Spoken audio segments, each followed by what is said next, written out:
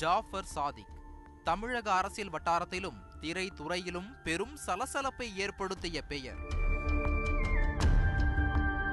டெல்லியில் உணவுப் பொருள் டெலிவரி என்ற பெயரில் ரூபாய் 2000 கோடி மதிப்பிலான போதைப் பொருட்களை டெல்லி போதைப் பொருள் தடுப்பு பிரிவு போலீசார் பறிமுதல் செய்தனர்.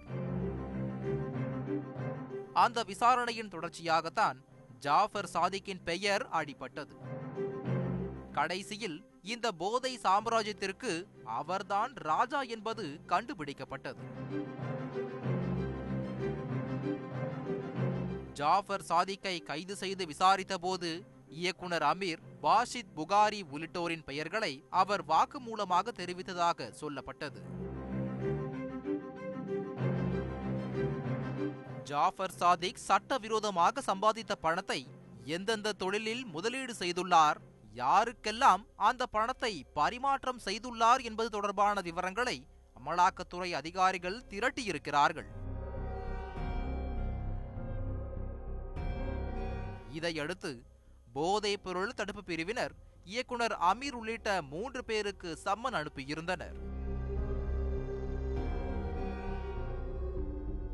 இயக்குனர் அமீரிடம் மத்திய போதைப் பொருள் தடுப்பு பிரிவு அதிகாரிகள் கடந்த 2ஆம் தேதி டெல்லி அலுவலகத்தில் வைத்து 11 மணி நேரம் தீவிர விசாரணை மேற்கொண்டு வாக்குமூலம் பெற்றனர். அதன் தொடர்ச்சியாக தற்போது ஜாஃபர் சாதிக்கிற்கும் அவரது நண்பர்களுக்கும் தொடர்புடைய சுமார் 30க்கும் மேற்பட்ட இடங்களில் அமலாக்கத்துறை அதிகாரிகள் அதிரடியாக சோதனையில் இறங்கியிருக்கிறார்கள்.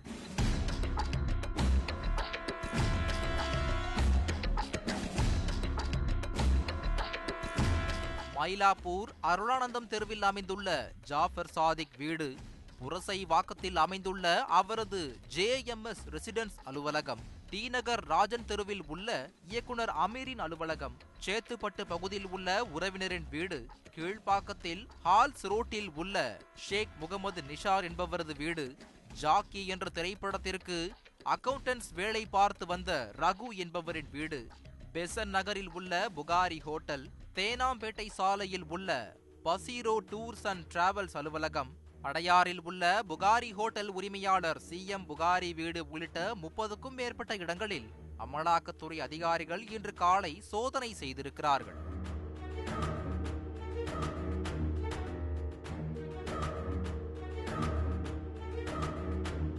இந்த சோதனையின் போது எந்த இடையூறும் ஏற்படக்கூடாது என்பதற்காக CRPF வீரர்கள் பாதுகாப்புக்காக நிறுத்தப்பட்டுள்ளனர்.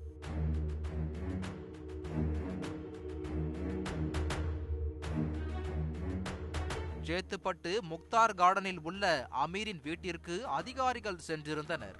அப்போது அவர் வீட்டு கதவு திறக்கப்படாததால் அமலாக்கத்துறை அதிகாரிகள் 20 நிமிடங்கள் காத்திருந்தனர்.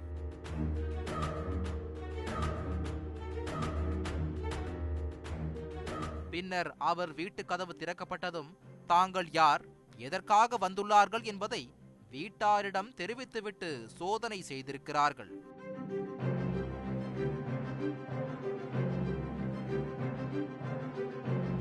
முக்கிய குற்றவாளி ஜாஃபர் சாதிக் மற்றும் அவரது தொழில் பார்ட்னரிடம் மத்திய போதைப் பொருள் தடுப்பு பிரிவு அதிகாரிகள் தீவிர விசாரணை மேற்கொண்டு முக்கிய ஆவணங்களை பறிமுதல் செய்துள்ளதால் அதனை அடிப்படையாக வைத்து இந்த சோதனையை அமலாக்கத்துறை அதிகாரிகள் நடத்துவதாக தெரிவித்துள்ளனர்.